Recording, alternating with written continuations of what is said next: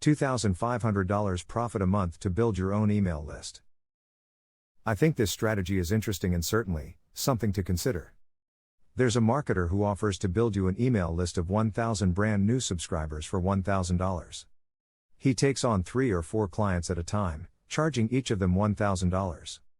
Each client supplies a quality lead magnet, and all of the lead magnets are displayed on one squeeze page.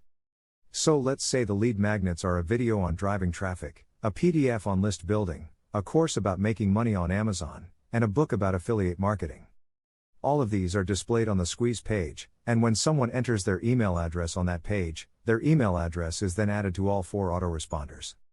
Thus, each person who paid $1,000 gets a list of 1,000 new subscribers, but all 4 of them get the same list.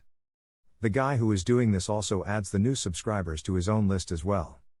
He is in effect getting paid to build his own list. He buys solo ads to drive the traffic to build the lists, but this could also be done with any other traffic method. I'll include my solo ads free checklist in the description. Feel free to leave a comment.